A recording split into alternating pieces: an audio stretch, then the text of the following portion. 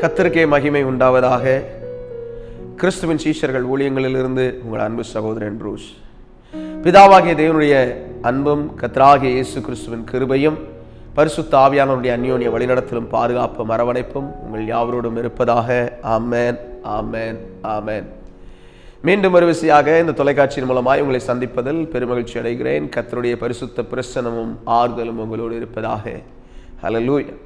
இந்த நாளிலும் கூட மற்றும் ஒரு காரியத்தை, ஒரு வித்தியாசமான காரியத்தை வேத வசனத்திலிருந்து பார்க்க தேவன் நமக்கு உதவி செய்வாராக.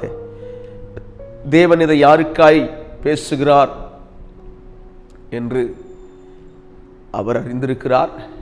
கேட்கிறவர்களுக்கு பிரயோஜனம் உண்டாகும்படி கர்த்தர் இந்த காரியங்களை அனுக்கிரகமாக்கி தந்தருளுவாராக. ஆமென். 1 ராஜாக்களின் புஸ்தகம் 19வது அதிகாரம் 8வது வசனத்திலே, அப்பொழுது அவன் எழுந்திருந்து புசித்து குடித்து அந்த போஜனத்தின் பலத்தினால் 40 நாள் இரவு பகல் ஓரேப் என்னும் தேவனுடைய பர்வதம் மட்டும் நடந்து போனார். அல்லேலூயா. தேவனுக்கே மகிமை உண்டாவதாக. இந்த காரியம் 1 ராஜாக்கள் 18வது அதிகாரத்தை சாமானியத்தில் யாரும் மறக்கவும் மாட்டாங்க. அதன் பின்னாடி 19வது அதிகாரத்தில் நடந்த சம்பவத்தையும் யாரும் மறக்க முடியாது. அல்லேலூயா. 18வது அதிகாரத்தில் ஒரே மனுஷன் எலியா 450 பாகால் தீர்க்கதரிசிகளையும் 400 தோப்பு விக்கிரக ஆராதனை செய்கிற தீர்க்கதரிசிகளையும் கிட்டத்தட்ட 850 பேரை ஆற்றண்டையிலே போய் கொன்று போட்ட எலியா. அல்லேலூயா. தேவனுடைய வார்த்தையை அவன் நிறைவேற்றி காரியங்களை செய்கிறதை பார்க்கிறோம். ஆமென். அதே போல அப்படி அவன் செய்திருந்தாலும் ஒரு பெரிய ஒரு பயம் அவனை ஆட்கொண்டு அவன் எல்லாவற்றிலும் சோர்ந்து போய், இந்த 19வது அதிகாரத்தில் முதல் வசனம் சொல்லுது, எலியா செய்த எல்லாவற்றையும் அவன் தீர்க்கதரிசிகள் எல்லாரையும் பட்டயத்தாலே கொன்று போட்ட செய்தி அனைத்தையும் ஆகாப் எசபேலுக்கு அறிவித்தான். அப்பொழுது எசபேல் எலியாவினிடத்தில் ஆள் அனுப்பி, அவர்களில் ஒவ்வொருவனுடைய பிராணனுக்கு செய்யப்பட்டது போல நான் நாளை இந்நேரத்தில் உன் பிராணனுக்கு செய்யானே போனால் தேவர்கள் அதற்கு சரியாகவும் அதற்கு அதிகமாகவும் எனக்கு செய்ய கடவர்கள் என்று சொல்ல சொன்னாள். அல்லேலூயா. பயங்கரமான ஒரு பராக்கிரமசாலியாய், அதுக்கு முந்தின அதிகாரத்தில் பார்த்தோம்னா எலியா செஞ்ச காரியம் இன்றைக்கும்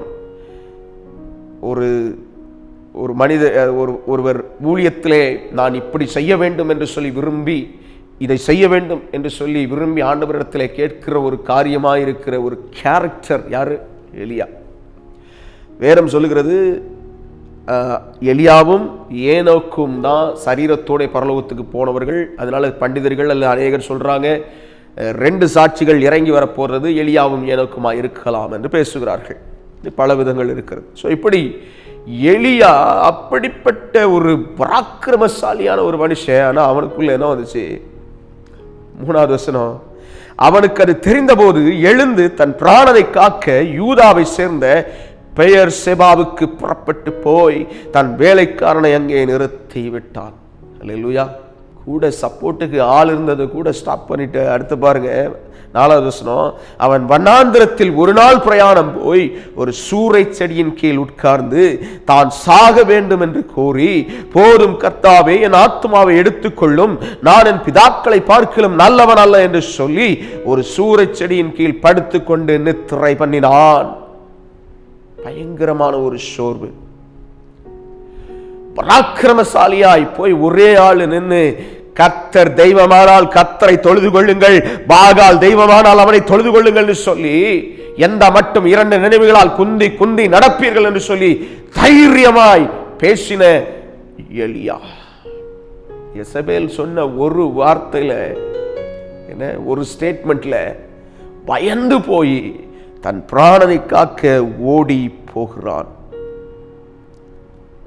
அல்லேலூயா. இது ஒரு கொஞ்சம் கான்ட்ரவர்சியலான ஒரு காரியம் இல்லை. என்னன்னு பாத்தீங்கன்னா, தான் சாகக்கூடாதுன்னு தான் ஓடி போனா. ஆனா கர்த்தர் என்ன கேட்டான் பாருங்க, போதும் கர்த்தாவே, என் ஆத்துமாவை எடுத்துக்கொள்ளும். அல்லேலூயா. கொஞ்சம் வித்தியாசமா இருக்குல்ல? சாகணும்னு அங்கேயே சாக வேண்டியதானே. அவனுக்கு தெரியும் ஆண்டவரை பத்தி. அல்லேலூயா. இந்த இடத்துல நிறைய ஒவ்வொருத்தரும் ஒரு மாதிரி பேசுவாங்க. ஆண்டவர் சொல்ற இந்த காரியத்தை சொல்றேன். கர்த்தருக்கு ஸ்தோத்திரம்.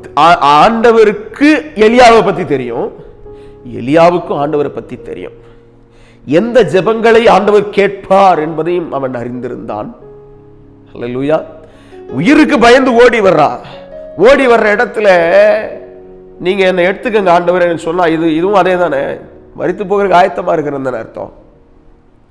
ஆனாலும் ஆண்டவர் அந்த ஜெபத்தை கேட்கல. கர்த்தருக்கு ஸ்தோத்திரம். தேவனுக்கே மகிமை உண்டாவதாக. பாருங்க, அடுத்த காரியத்தை கவனிச்சோம் அப்படின்னா, சூரை செடியின் கீழ் படுத்து கொண்டு நித்திரை பண்ணினான். அப்பொழுது ஒரு தூதன், 5வது வசனத்தில் வாசிக்கிறேன், ஒரு தூதன் அவனை தட்டி எழுப்பி எழுந்திருந்து போஜனம் பண்ணு என்றான். அல்லேலூயா. ஒரு தூதன் அவனை தட்டி எழுப்பி எழுந்திருந்து போஜனம் பண்ணு என்றான். சோர்ந்து போயிருக்கிறாள். எத்தனை நாள் நடந்திருக்கிறான்? ஒரு நாள் பிரயாணம் தூரம் வந்து முதல்ல பெயர் சபாவுக்கு வருகிறான். பெயர் சபால இருந்து இன்னொரு ஒரு நாள் வனாந்திர தூரத்துக்கு பிரயாணம் பண்ணி வந்தான்னு சொல்லுது. வனாந்திரங்கள் எப்படி இருந்துச்சோ தெரியாது, பசுமையா இருந்ததோ, காடு மலை பாலைவனம் போல இருந்துச்சோ தெரியாது. நான் இஸ்ரவேல் தேசம் முழுசும் வந்து பசுமையான ஊர்கள் குறைவு. அல்லேலூயா.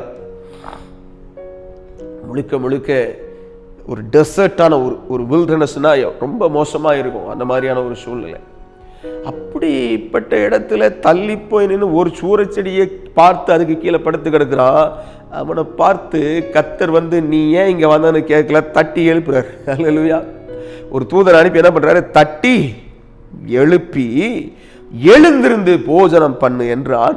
அவன் விழித்து பார்க்கிற போது இதோ தலையில் சுடப்பட்ட அடையும் ஒரு பாத்திரத்தில் தண்ணீரும் அவன் தலைமாட்டில் இருந்தது. எப்படி இருக்கு பாருங்களேன். கர்த்தர் எப்படிலாம் ஃபீட் பண்ணி இருக்கிறாரு பாருங்க அவருடைய ஊழியக்காரனை. அல்லேலூயா. எவ்வளவு பெரிய காரியம் இல்லை.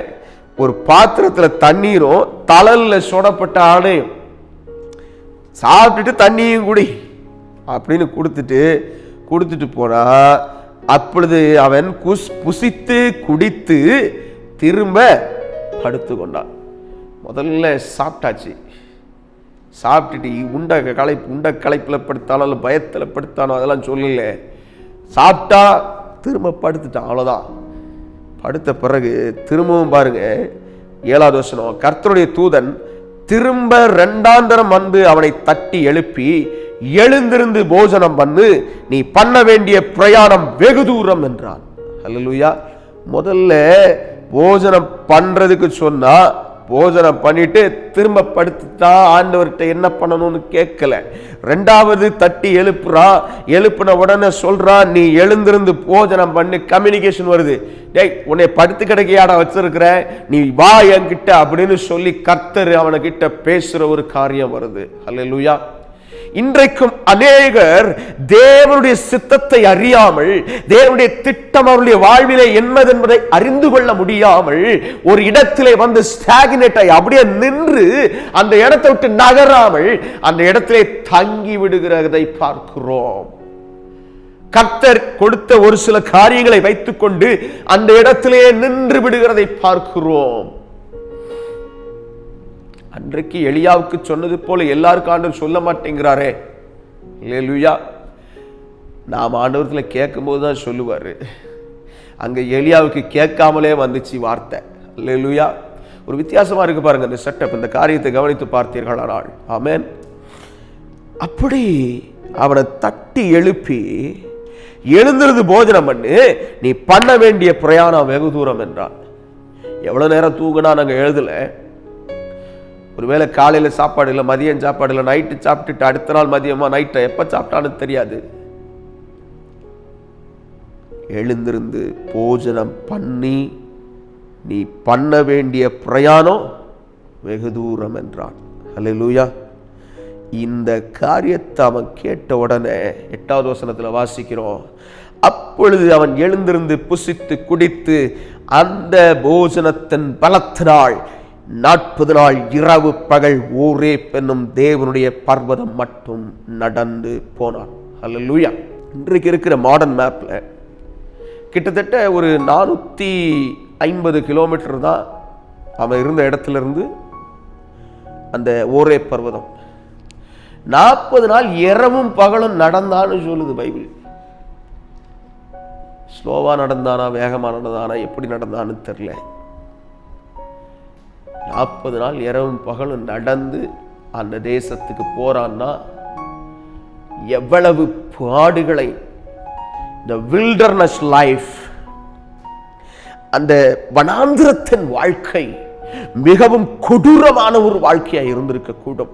அந்த 40 நாளும் பனிக்காற்று வீசி இருக்கலாம், மணல் புயல் வீசி இருக்கலாம், என்னென்னவோ சம்பவிச்சிருக்கிறதுக்கு வாய்ப்பு இருக்குது. அது எல்லாத்தையும் தாண்டி வார்த்தை வந்துச்சு, நீ போக வேண்டிய தூரம் வெகு தூரம்னு. கரெக்டா கர்த்தருடைய பர்வதம் தெளிவா சொல்லுது பாருங்க வசனம். தேவனுடைய பர்வதம் மட்டும் நடந்து போனான். ஓரேப் என்கிற தேவனுடைய பர்வதம். அந்த ஓரேப் என்கிற பர்வதத்துக்கு வர்றதுக்கு இவனுக்கு வேண்டிய ஆகாரத்தை தேவன் கொடுத்தார். அவன் வந்தான். வந்ததுல எந்த புயலா இருந்தாலும் சரி, உலகா ஒரு பாட்டு, ஃபாதர் பாட்டு ஒன்று உண்டு, எந்த புயல் வந்து மூடி தாக்கினாலும் நான் அசைக்கப்படுவதில்லை, நான் அசைக்கப்படுவதில்லை. ஹல்லேலூயா. தேவனுக்கே மகிமை.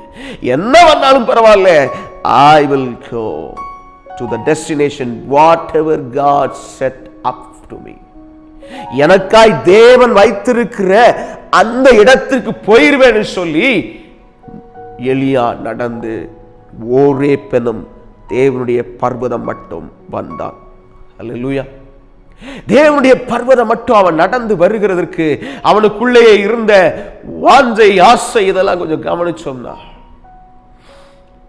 வேற எந்த ஒரு காரியம் அவனை தடை பண்ணவே இல்லை. இயேசுவை பத்தி சொல்லுது,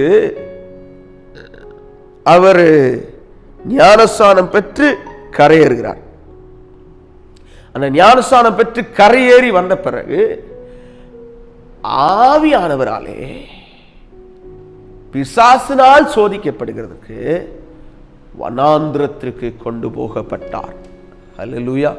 அப்ப இந்த வனாந்திர வாழ்க்கை சோதனை மிகுந்த, நெருக்கம் மிகுந்த, பாடு நிறைந்த ஒரு வாழ்க்கை. கர்த்தர் எலியாவை தேற்றுகிறதற்கு ஆகாரத்தை கொடுத்திருந்தாலும் அந்த 40 நாள் அந்த பாடு நிறைந்த, அந்த நெருக்கம் நிறைந்த, அந்த வேதனை நிறைந்த அந்த வாழ்க்கையை எலியா கடந்து போக வேண்டியது ஆயிற்று. ஹல்லேலூயா. இன்றைக்கும் அடுத்த காரியத்தை தேவனிடத்திலிருந்து நீங்கள் பெற்றுக்கொள்ள வேண்டுமானாலும், தேவ திட்டத்தை நீங்கள் சரியாய் அறிந்து தேவனோடு நீங்கள் பயணிக்க வேண்டுமானாலும் அவசியமாய் இருக்கிறது வனாந்திர வாழ்க்கை. ஹல்லேலூயா. தன்னைத்தான் வெறுத்து தன் சிலுவையை எடுத்துக்கொண்டு என்னை பின்பற்றி வா என்று சொன்னார் இயேசு. வனாந்திரத்தின் வாழ்க்கை எப்படிப்பட்டதாய் இருக்கிறது? நம்மை வெறுக்கிற ஒரு வாழ்க்கை. 40 நாள் தேவ சமூகத்தில் ஆண்டவரே என்று சொல்லி காதறி தனியே அழுது தேவனை நோக்கி பார்க்கிற ஒரு வாழ்க்கை நமக்கு அவசியமாய் இருக்கிறது. அல்லேலூயா. பாருங்க, இந்த தேவனுடைய பர்வதமாகிய ஓரேப் மட்டும் வந்தானே, அங்க வந்த இடத்துல பாத்தீங்கன்னா 9வது வசனத்தில் பார்க்கிறோம், ஒரு கவிக்குள் போய் தங்கினான், கர்த்தருடைய வார்த்தை அவனுக்கு உண்டாகிறது. இந்த இடத்துல வந்தது ஆண்டவர் இல்ல, ஆண்டவருடைய சத்தம் கேட்குது அவனுடைய இருதயத்துல. அவர் எலியாவே இங்கே உனக்கு என்ன காரியம் என்றார். அவன் ஒரு பெரிய லிஸ்ட் ஒன்று போட்டான். இந்த மாதிரி ஆச்சு, கர்த்தருக்கு தெரியாத, எல்லாம் தெரியும், ஆனாலும் அவன்கிட்ட பொறுமையா கேட்டாரு. நம்ம ஆண்டவர் அநேக நேரம் நம்முடைய புலம்பல்களை பொறுமையா கேட்பாரு. அல்லேலூயா. சில நேரம் நெருக்கத்தின் மத்தியிலே, போராட்டத்தின் மத்தியிலே, கலக்கத்தின் மத்தியிலே, அதுவும் சில நேரம் ஊழியத்தில் வர்ற எதிர்ப்புகள் நிமித்தம், அல்லது சில நேரம் குடும்பத்தில் வர்ற குழப்பங்கள் நிமித்தம் எங்க போய் புலம்புறதுன்னு தெரியல, உங்ககிட்ட வந்து கொட்டுற ஆண்டவரேன்னு கொட்டுறதையும் பொறுமையா கேட்கத்தான் செய்கிறார். அல்லேலூயா. அவருடைய அன்பு ரொம்ப பெருசுங்க, அவருடைய இரக்கம் ரொம்ப பெருசு, அவருடைய தயவு ரொம்ப பெருசு. நம்ம மேல வச்சிருக்கிற அந்த கிருபை இருக்கு பாருங்க, அது ரொம்ப பெரியதா இருக்கிறது. அதனால தான் பொறுமையா என்ன பேசினாலும் கேட்டாரு. ஆனா இன்னொன்னையும் கவனிக்கணும், அவருக்கு சித்தலன்னு வைங்கள பதிலே சொல்ல மாட்டாரு. அல்லேலூயா. இந்த இடத்துல அவனுக்கு பதிலே கொடுக்கல தெரியுமா? அவனுக்கு வேற இன்ஸ்ட்ரக்ஷன் தான் கொடுக்கப்பட்டுச்சு. அல்லேலூயா. ஏன்னா வெளியே வர சொல்றார் ஆண்டவர். பாருங்களேன் 16வது வசனம். அப்பொழுது அவர், நீ வெளியே வந்து கர்த்தருக்கு முன்பாக பர்வதத்தில் நில் என்றார். அவன் என்ன சொன்னானோ அதுக்கெல்லாம் பதில் சொல்லல.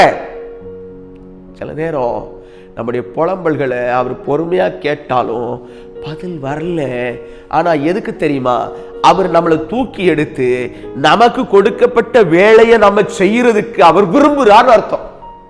அல்லேலூயா. நமக்கு என்ன வேலையை வச்சிருக்கிறாரோ அவருடைய வேலையை நாம செய்து முடிக்கிறது தான் அவருக்கு பிரியமா இருக்குது. அதனால மற்ற காரியங்கள் எல்லாம் விட்டுட்டு இருதயத்தை நசுக்குகிற, இருதயத்துல அப்படியே ஒரு ஒரு ஒரு பாரத்தை கொடுக்கிற சொந்த பிரச்சனைகள் எல்லாத்தையும் என்ன பண்ணிடணும்? ஏற கட்டி வைக்கணும். அல்லேலூயா. சுயம் சாகிற வாழ்க்கைக்காய் வேண்டிக் கொள்ளுங்கள். கர்த்தர் உங்களை ஆசீர்வதிப்பாராக. ஆமென். பாருங்க, வெளியே வந்து நில் என்றாரு.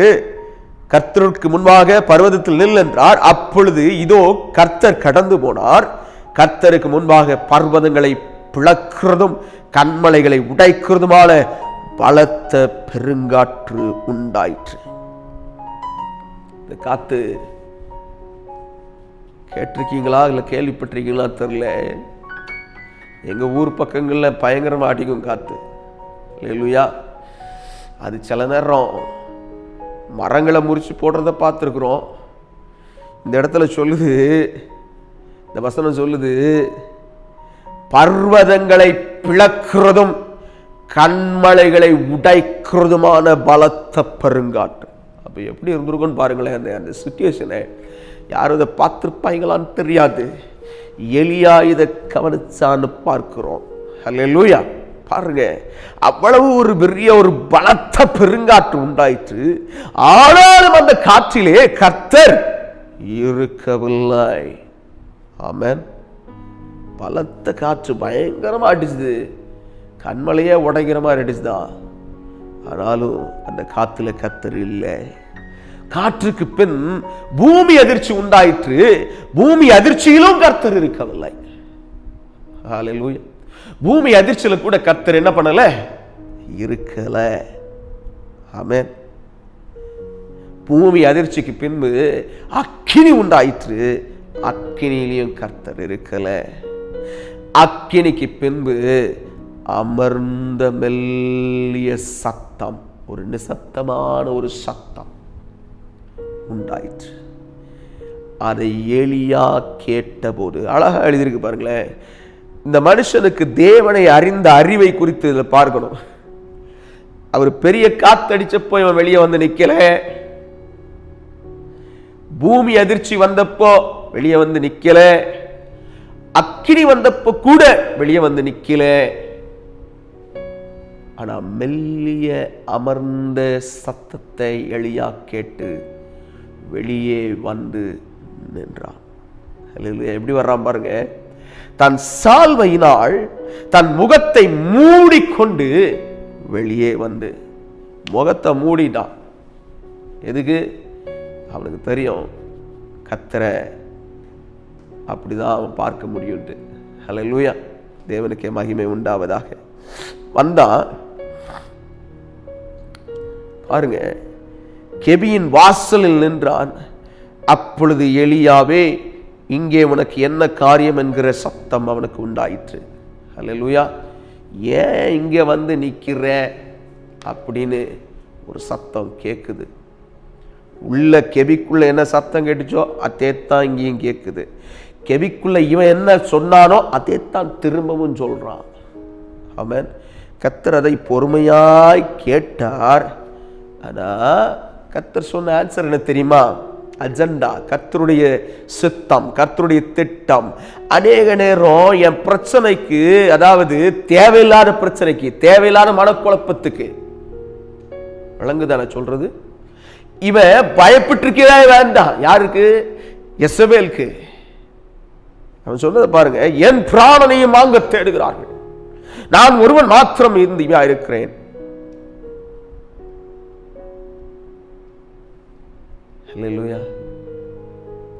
பாருங்க, பாருங்க. அப்படி சொன்னதுக்கு ஆண்டவர் சொல்றாரு பொறுமையா, 15வது வசனம், அப்பொழுது கர்த்தர் அவனை பார்த்து, நீ தமஸ்குவின் வழியாய் வனாந்திரத்திற்கு திரும்பி போய் ஆசகேலை சீரியாவின் மேல் ராஜாவாக அபிஷேகம் பண்ணி, பின்பு நிம்சியின் குமாரனாகிய யெகூவை இஸ்ரவேலின் மேல் ராஜாவாக அபிஷேகம் பண்ணி, ஆபேல் மெகோலா ஊரானான சாப்பாத்தின் குமாரனாகிய எலிசாவை உன் ஸ்தானத்திலே தீர்க்கதரிசியாக அபிஷேகம் பண்ணு. இந்த 3 வேலையை கொடுத்தார் ஆண்டவர். அப்புறம் சொல்றாரு என்ன நடக்கும். ரெவலேஷன் வருது, வெளிப்பாடு, தீர்க்க தரிசனமாய் கர்த்தர் இந்த மாதிரி நடக்க போகிறா அப்படின்னு சொல்றாரு. ஆசிரியரின் பட்டயத்திற்கு தப்பினனை யெகூ கொன்று போடுவான், யெகூவின் பட்டயத்துக்கு தப்பினவனை எலிசா கொன்று போடுவான்னு சொல்றாரு. இதெல்லாம் சொல்லிட்டு தான் ஒரு ஆன்சர் மட்டும் கொடுத்தாரு அவனுக்கு.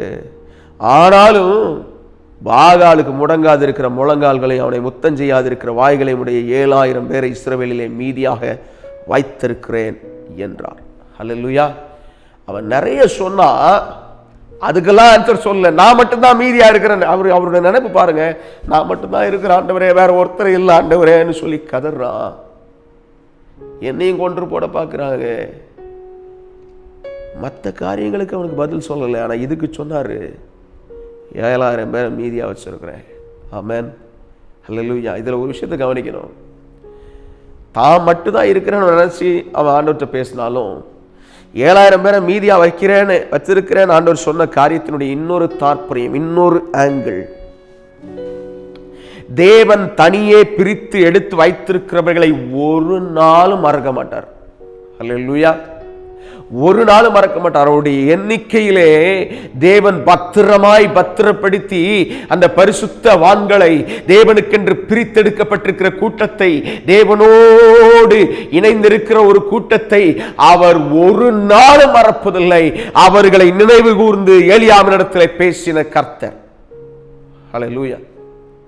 இந்த ஓரேப் என்னும் கர்த்தருடைய பர்வதத்திலே, தேவனுடைய பர்வதத்திலே தேவன் இறங்கி வந்த அந்த இடத்துல அவன்கிட்ட பேசும்போது அவனுக்கு சொல்ற காரியத்தை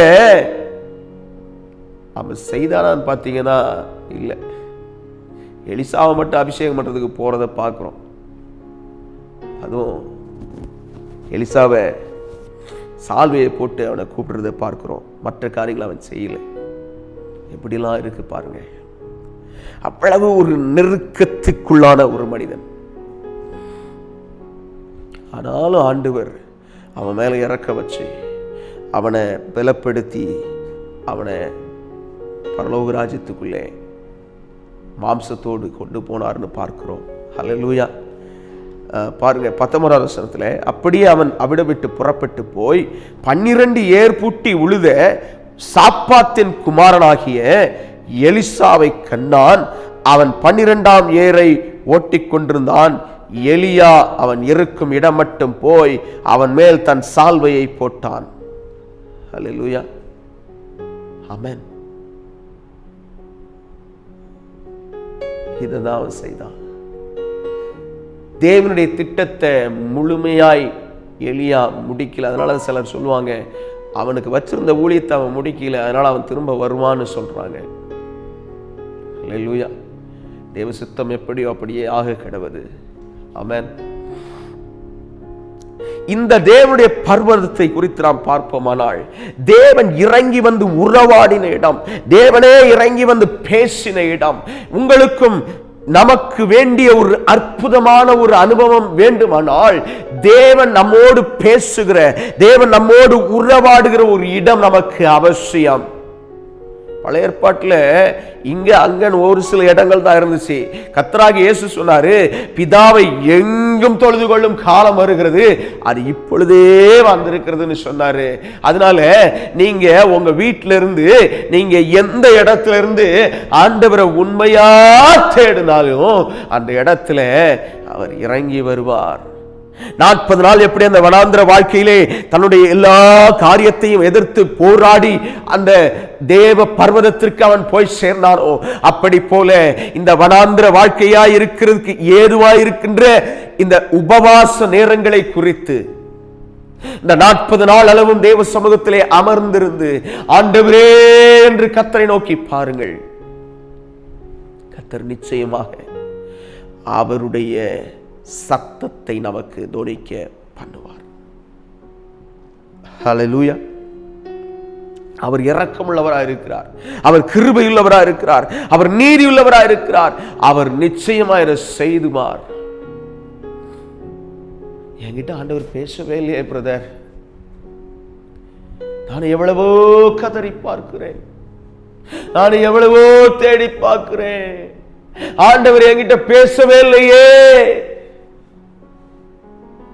வசனம் சொல்லுகிறது பிரியமானவர்களே, தேவனுக்கு கீழ்ப்படிந்திருங்கள், பிசாசுக்கு எதிர்த்து நில்லுங்கள். நீங்கள் தேவனுக்கு கீழ்ப்படிந்திருக்கிறவர்களாய் இருக்கிறீர்களா? சற்று நிதானித்து ஆராய்ந்து பாருங்கள். தேவனுக்கு கீழ்ப்படுகிறவர்களுக்கு தேவன் தருகிற கிருபை பெரிதாயிருக்கிறது, தேவனுடைய இரக்கமும் பெரிதாயிருக்கிறது. ஹல்லேலூயா. அவருக்கு கீழ்ப்படிஞ்சு காரியத்தை செய்யுங்க. அவருக்கு கீழ்ப்படிஞ்சு தேவனோடு உறவாடுறதுக்கு நம்ம ஒப்பு கொடுங்க. அப்பா, எலியா பிரச்சனையின் மத்தியிலே உங்களை தேடி வந்தது போலவே நாங்களும் ஓடி வருகிறோம். ஆண்டவர்கிட்ட சொல்லுங்க, எலியா வந்தது போல நாங்களும் வர்றோம் ஆண்டவரே.